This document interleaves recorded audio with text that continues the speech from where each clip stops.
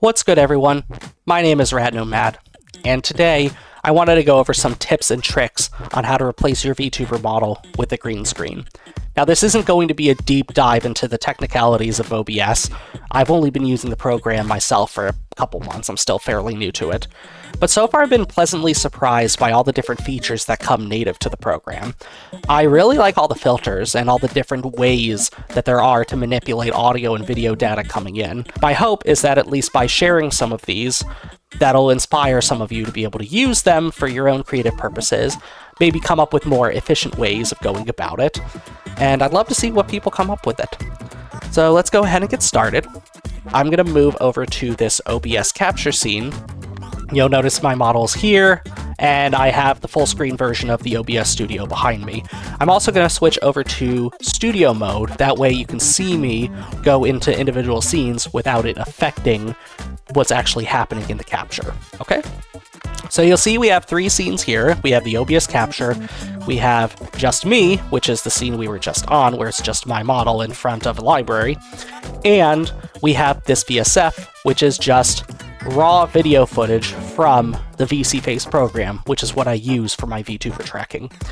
So you might be wondering why I have a whole scene just dedicated to that feed, and that question kind of gets at the heart of what I think is going to drive this tutorial here. I'm really interested in how OBS is able to leverage scenes as sources unto themselves. You'll notice if I go back to my just me, the version of VSeeFace that I'm using is actually the scene itself. I think this is one of the most powerful pieces of OBS. It allows you to incorporate scenes within scenes in your stream. And that's going to give you some additional flexibility on how to manipulate specific instances of those scenes if you want to preserve where they originally come from, okay? And I'll go more into detail on that as I go through this tutorial. But that's partially the reason as to why I have a dedicated VSF scene. It'll become more apparent once I get into this.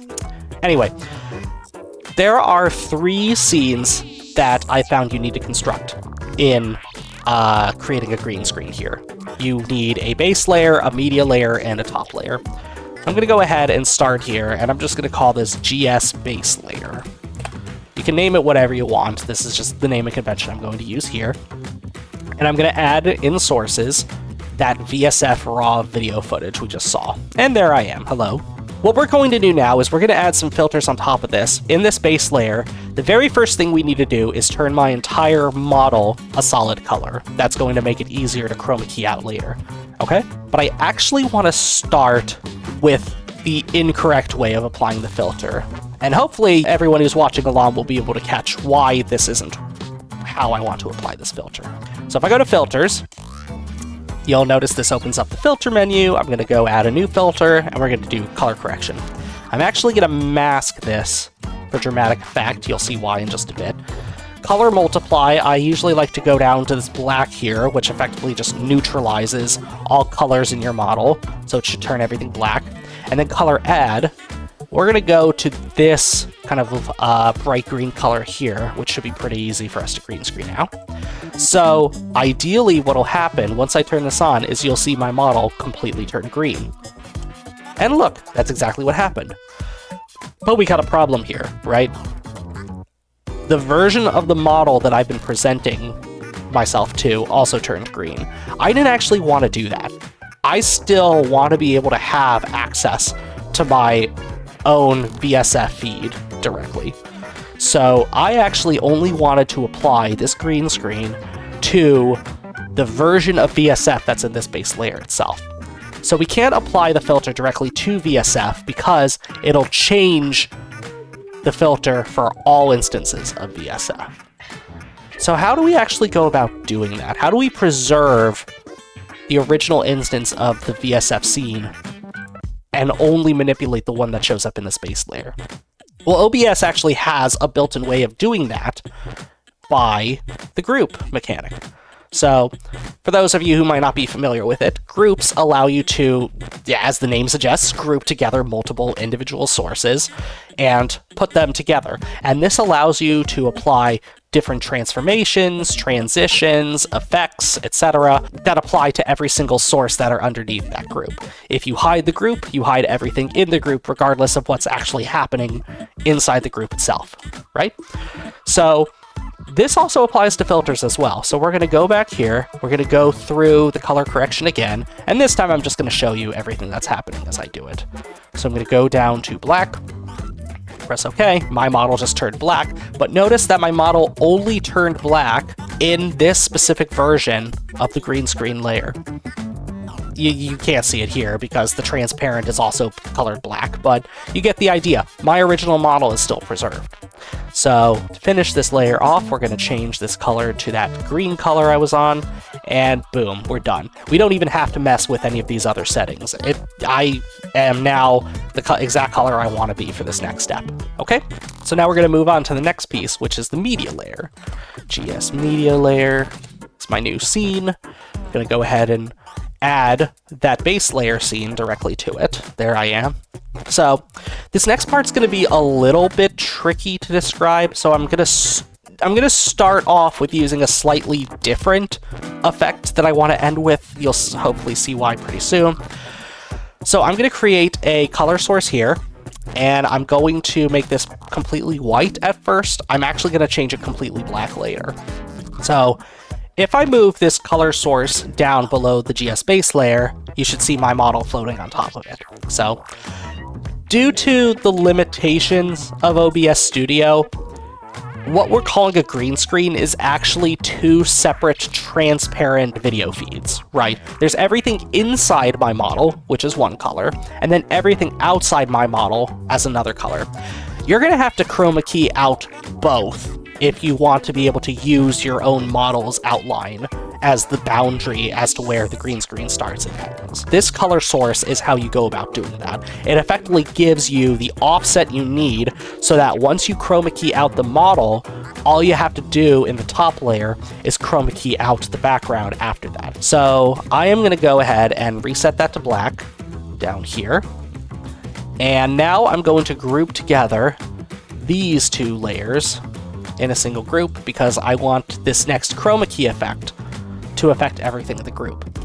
And we're going to bring up the chroma key filter. And you'll notice I didn't even have to do anything. It just automatically green screened me out because the default key color type is green. I don't even have to adjust any of these other features. It was perfect. And to be fair, those were the only two colors we saw on screen, right? The green and the black. So I'm going to leave that alone. You'll notice that, again, my model has kind of disappeared. I can go ahead and switch this back to white, and you'll see my model is now floating here. Everything inside my model is transparent now. Okay? So I'm going to go ahead and restore that to black. And now the fun part. Now we get to add our video feed. So I'm going to go ahead and select media source. I'm going to go in here. I'm going to choose this rainbow mandala video, and I'm going to loop it.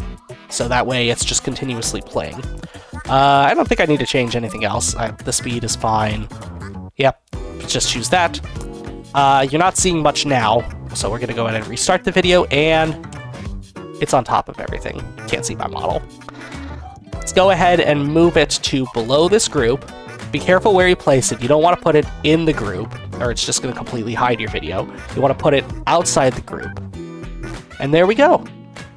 I have now successfully inserted a video into this GS media layer, and it only shows up within the boundary of my model. We are almost there. We're almost done. Let's go ahead and add one more scene. I'm going to call this GS top layer. And once again, we're going to go in, we're going to add the layer below that, which is the media layer. And we should only need one more layer here, which is going to be another chroma key. And you'll notice it gets a little bit wonky here, just because the default setting was green. I'm going to change it to actually be black. But then you'll notice everything just disappeared because similarity, smoothness, and key color spill reduction settings are too high. I just want it to be just barely sensitive enough to only pick out the black background. And that's the reason why I actually went with black, is because it's a pretty intense shade that doesn't really appear much in the video. Honestly, you might, depending on what video you have in your feed, you might have to play around with what colors work the best for you for the boundary that's outside of your model. Black happened to work for me. It might not necessarily work for everyone. Just something to keep in mind. But I'm going to start turning all of these down. Smoothness is a 1. Key color spill reduction is a 1. Similarity will be a 1 as well. And you'll notice I'm slowly coming back in. Slowly coming back in. And there we go. I have now chroma keyed out everything outside of my model boundary. So now all I'm left with is a model where everything inside is the green screen, is the media, and everything outside is transparency. So let's go ahead and give this a shot. So I will go ahead and switch back to non-studio mode, back to my Just Me layer. I'm gonna add this GS top layer scene, and it should just show up right on top of my current model. There we are, look at that. Now you will notice that there's a little bit of a boundary here. That's actually the black color source that I was discussing earlier.